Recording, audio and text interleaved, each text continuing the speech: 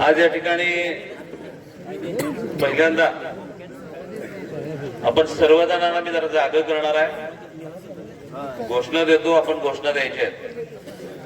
छत्रपती शिवाजी महाराजांचा, छत्रपती शिवाजी महाराजांचा, छत्रपती शिवाजी महाराजांचा, डॉक्टर बाबासाहेब आंबेडकरांचा, छत्रपती शाहू महाराजांचा, लोकशाही अण्णाभाऊ साठ्यांचा, अहिल्याबाई होळकरांचा, सगळ्या महापुरुषांना मी पहिल्यांदा अभिवादन करतो। मी अधिक वेळ घेणार नाही, कारण आदरणीय बंटी साहेब काही मिनिटातच या ठिकाणी हजर होणार आहेत।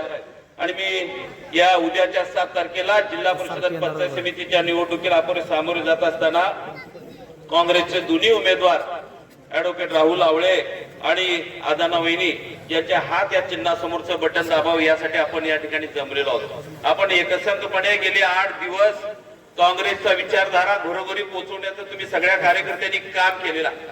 मी सगळ्या कार्यकर्त्यांचं रुईपासून मुडशिंगीपर्यंत सगळ्या कार्यकर्त्यांचं, महाविकास आघाडीच्या प्रत्येक घटकांचं मी मनापासून अभिनंदन करतो, त्यांचा आभार मानतो। तुमच्या पाठबळावरती या सत्ताधाऱ्यांची मस्ती तुम्ही जिरवलेली आहे। या ठिकाणी खरोखर माझ्या ओंकारनं सांगितलेली वस्तुस्थिती आहे, दोन्ही काँग्रेसच्या उमेदवारांना गुलाल लागलेला आहे। एवढी ताकद आणि एवढा उत्स्फूर्त प्रतिसाद प्रत्येक गावामध्ये मिळाला गेला। कुणीही जाऊन बघावं, प्रत्येक गावात जावं, कुणी चौकशी करा, जाऊन माहिती घ्या काय कंडिशन आहे, काय परिस्थिती आहे। मी तर अभिमानाने या छत्रपती शिवाजी महाराजांच्या नावाने असणाऱ्या ऐतिहासिक चौकामध्ये सांगेन की रुईमध्ये होणाऱ्या मतापैकी 70% मतं ही काँग्रेसला पडतील आणि शेतकरी संघटनेचे उमेदवार आवटे वहिनीला शिंदे या चिन्हासमोर त्या ठिकाणी मिळणार आहे। एवढं प्रचंड मताधिक्य त्या ठिकाणी मिळणार आहे। साजनीमध्ये तशाच पद्धतीची परिस्थिती आहे।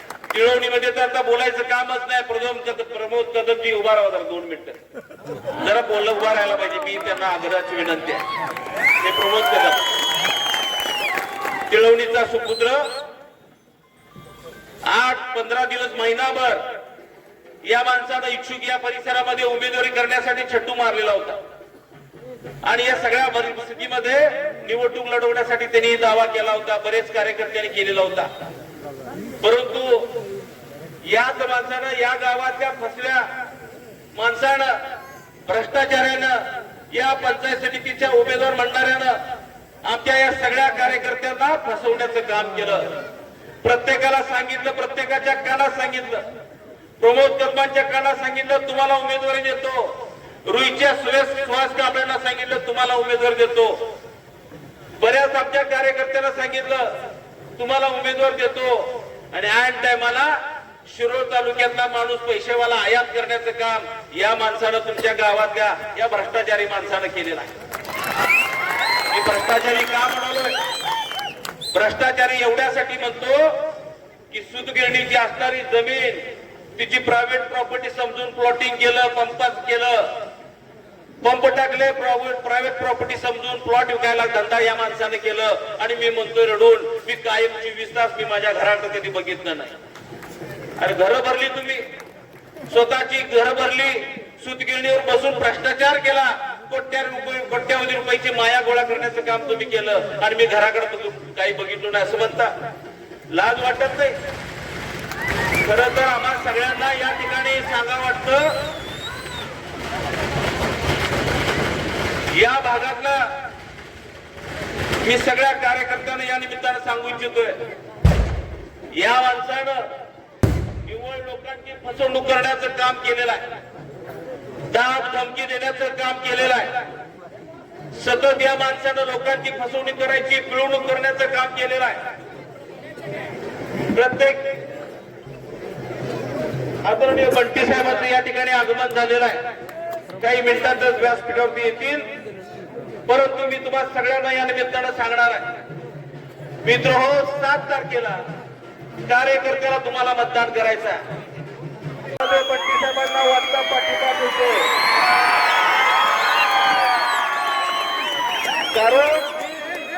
कारण कोल्हापूरच्या महापालिकेमध्ये बंटी साहेबांना हरवायला महाराष्ट्राच्या मुख्यमंत्र्यांना 2 वेळा यावं लागलं, हे बावड्याचा पाटील कुठं कमी पडला नाही. आणि कोल्हापूरमध्ये काँग्रेसचे 34 नगरसेवक या पट्ट्यानं निवडून आणले.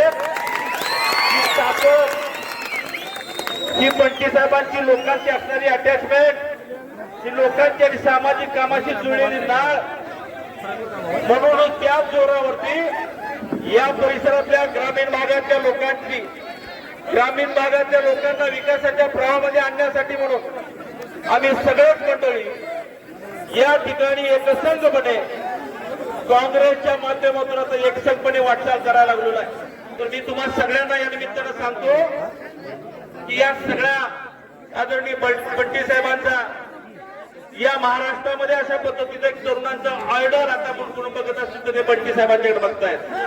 सगळ्या तरुणांना ऊर्जा देणारं नेतृत्व पण बंटी साहेबांच्या या ठिकाणी बघतोय. तर सतत लोकांच्या सेवेमध्ये, प्रस्थापितांच्या विरोधामध्ये, राज्यातली आणि केंद्रातली सत्ता सुद्धा भारतीय जनता पक्षाच्या विरोधात आहे. भारतीय जनता पक्षाच्या, पण त्याच्या विरोधात शट्टू मारणारा एकच कोल्हापूरचा पैलवान आहे, तो म्हणजे बंटी साहेब. ताकद बहुजनाची त्यांच्या पाठीमागे उभा करायच्या. साहेबांना आम्ही विचारलं होतं, साहेब आम्ही या रुई मतदारसंघामध्ये कुठं नेऊ, तुम्हाला सभेला बोलू, तर साहेबांनी सांगितलं मला माणगाव मध्ये यायचा. त्या माणगावमध्ये छत्रपती शाहू महाराजांनी डॉक्टर बाबासाहेबांच्या एक समतेचा परिषद घडली. त्या परिषदेला, त्या माणगावला आम्हाला अभिवादन करायला यायचं मी सांगितलं आणि हे पहिल्यांदा या सभेला इकडे आलेले. साहेब तुमच्या मनापासून आभार मानतो, मी तुमचं स्वागत करतो. पण पुन्हा एकदा तुम्हाला सगळ्यांना सांगणार आहे, या ठिकाणी आमचे प्रमोद कदम असेल, आमच्या या ठिकाणी आमचा ओमकार कांबळे असतील, आमचा संदीप असेल, संदीप सूर्यवंशी असतील, बरेच कार्यकर्त्यांनी या आमच्या जिल्हा परिषद मतदारसंघाकडे उमेदवारीची मागणी केली होती. पण या सगळ्या मंडळींनी, प्रमोद कदम या सगळ्यांनी आपली मागणी केली होती, परंतु काही कारणास्तव त्यांना उमेदवार मिळाला नाही. परंतु जातीवाद्यांच्या विरोधामध्ये लढायचं म्हणून या सगळ्या मंडळींनी काँग्रेसला पाठबळ द्यायचं या ठिकाणी निर्णय घेतला. मी मित्र तुम्हाला सगळ्यांना सांगू इच्छितोय, खरं तर या भागातला जो आता पंचायत समितीचा उमेदवार म्हणून जो आता मिरवा लागलेला जो कारभारी आहे, या गावच्या कारभाऱ्यानं काय केलंय साहेब, मी तुमच्या माहितीसाठी सांगेन, तुमचा आम्हा सगळ्या बहुजनांना अभिमान आहे. बावड्यातला छत्रपती शिवाजी महाराजांचा पुतळा बघून या. साहेबांनी एकट्यानं पट्ट्यानं त्या ठिकाणी शिवाजी महाराजांचा पुतळा उभा केला. आणि या गावचा विकास रत्न म्हणणारा तो 5 वर्ष छत्रपती शिवाजी महाराजांचं 10 वर्ष झालं स्मारक उभा करता आलं नाही. मुडशिंगी मध्ये पैसे द्याले स्मारकाला. काय करायचं? आणि कार्यकर्ते म्हणतात जरा उलट बोलू नका, काय लाड करायचं, किती लाड करायचं सांगायचा. नुसतं पांढरं दिसते वरण आपलं काळा किट्टा आहे.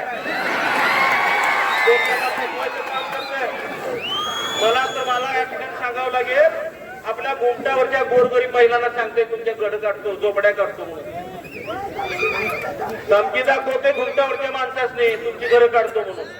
त्या सगळ्या माता भगिनींना सगळ्यांना सांगेल की शासनाचा निर्णय 2011ला शासनाचा निर्णय झालाय. सगळ्या अनधिकृत बांधकाम आहे, जी झोपडे आहेत ते कायम करण्याचा निर्णय सरकारचा पूर्वी झालेला 2011ला. त्याच्या आधी 2000ला झालेला आहे. काँग्रेसच्या काळामध्ये निर्णय झालेला आहे. जी अतिक्रमण आहे ती कायम करण्याचा निर्णय झालेला आहे. त्यामुळे गोरगरिबांना सांगेल घाबरू नका, तुमची घरं कोण काढणार नाही.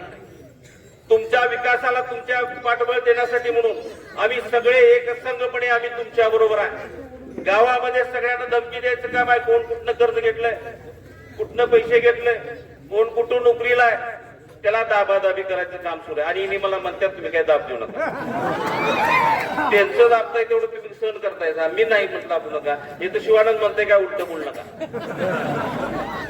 घेऊन दाबतोय सगळ्यांची नोकरी आहे, तुला सोडणार नाही. तू बँकेतनं कर, आता सगळ्या जिनी बँकेतनं कर्ज काढल्यात.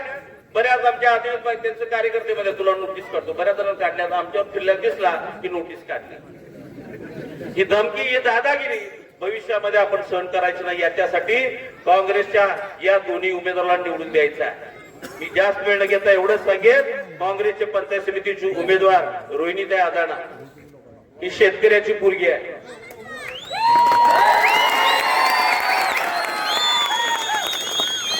ही शेतकऱ्याची मुलगी आहे, शेतकऱ्याची बायको, इथं नवरा सकाळी 6ला बांधावर जातोय, काय का नाही?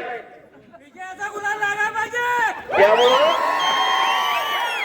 आम्ही या शेतकऱ्याच्या पुरगीच्या पाठीमागे राहायचं, तो व्यापाऱ्याच्या गडगंज चेअरमॅनच्या पुरगीच्या मागे बायकोच्या मागे राहायचं ठरवा करा. कुणाला पाठबळ द्यायचं? गोरगरिबांनी. गोरगरीब माणसाच्या हातामध्ये संविधानानं एक मताचा अधिकार दिलाय. त्या मताचा वापर करताना गरीब माणसाला सत्ता मिळाली पाहिजे, याच्यासाठी संविधानातून आपल्याला मताचा अधिकार मिळालेला आहे. त्याचा उपयोग करत असताना या गरीब कार्यकर्त्यांना पाठबळ देण्याची गरज आहे. आणि म्हणून तुम्ही सगळ्यांनी आदाना वहिनी आणि राहुल आवळे यांना पाठबळ तुम्ही सगळ्यांनी दिलं पाहिजे. राहुल तर या ऍडव्होकेट आहे, वकील आहे, आमचा मुलगा आहे हे नंतर, पण भागातल्या प्रश्नांची जाणीव आहे, काम करण्याची धमक आहे आणि सगळ्यात जास्त म्हणजे बंटी साहेबांच्यावर प्रेम आहे. म्हणून काँग्रेसमध्ये मला सुद्धा यायचं पाहिजे. मी नको म्हणत मी राष्ट्रवादीत राहतो. पप्पा ते मला घरात आमच्या सुद्धा फूट पडले असते, मीच राहुल बरोबर जायचा निर्णय घेतला आणि मग बंटी साहेबांच्यावर म्हटलं आता राहूया. या सगळ्या गोष्टींची चर्चा करत असताना आम्हाला बंटी साहेबांना पाठबळ देण्यासाठी म्हणून, गोरगरिबांचं सत्ताकारण करण्यासाठी म्हणून काँग्रेसला तुम्ही सगळ्यांनी पाठबळ द्यावी अशी मनापासून या ठिकाणी इच्छा व्यक्त करतो. आणि सगळ्या कार्यकर्त्यांना सांगतो, घाबरू नका, कुठल्या आमिषाला बळी पडू नका. 5 वर्षात एकदा संधी आपल्याला मिळालेली आहे, त्याचा उपयोग गरीब कार्यकर्त्याला सत्तेमध्ये जाण्याची संधी तुम्ही सगळ्यांनी दिली पाहिजे. आम्हाला या भागाच्या प्रश्नाची जाणीव आहे. मी जाता जाता सांगेन, 2004 आणि 2009 मध्ये मी आमदार म्हणून काम करत होतो. त्यावेळी पहिल्यांदा बंटी साहेबांनी आम्ही दोघं एकाच वेळी सभागृहात मध्ये गेलो आणि सभागृहामध्ये पहिल्यांदा या 2009च्या अधिवेशनामध्ये माणगावला राष्ट्रीय स्मारकाचा दर्जा मिळावा म्हणून मी आवाज उठवला. कारण छत्रपती शाहू महाराज आणि डॉक्टर बाबासाहेब आंबेडकर या शहरात, या गावात आले, एकत्रित समता परिषद झाली आणि म्हणून त्याला वेगळं स्मारक, एकदा वेळा माणगावला महाराष्ट्रामध्ये एक वेगळं राष्ट्रीय स्मारक मिळावं, एक वेगळा दर्जा प्राप्त व्हावा म्हणून सभागृहांमध्ये आवाज उठवला. त्याचे साक्षीदार बंटी साहेब पण आहेत. आणि म्हणून आता त्या व्हापासून आतापर्यंत दरवर्षी 5-10 कोटी रुपये येतात. ही काय या माणसाची, या सरपंचाची हिची पुण्य नाही, ह्याचं काम नाही, हे विकास रत्नाचं काडीचा सहभाग येत नाही, याचा काडीचा संबंध नाही. फक्त हे राष्ट्रीय स्मारक शाहू महाराज आणि डॉक्टर बाबासाहेब आंबेडकरांची एकत्रित परिषद झाल्यामुळं शासनाच्या दरबारात, दप्तरामध्ये एक वेगळी ओळख या माणगावची आहे, म्हणून या ठिकाणी पैसे भरभरून येतात. अजून सुद्धा खरं तर काम अपुर आहे.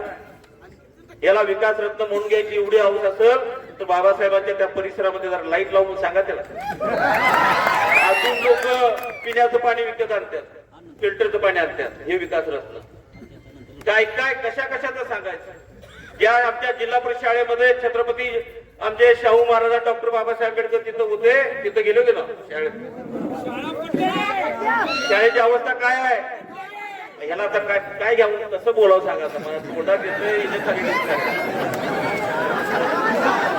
काय करायचं सांगा. ही शाळा सुद्धा त्याला सर्व उभा करता आली, अजून पडझड झालेली आहे. त्यामुळे या सगळ्या गोष्टीचा हिशोब आपल्याला उद्याच्या 7 तारखेला काँग्रेसच्या चिन्हासमोरचं त्या बटन म्हणजे हाताच्या समोरचं बटन दाबून आला त्याला हिसका दाखवणं अत्यंत गरजेचं आहे.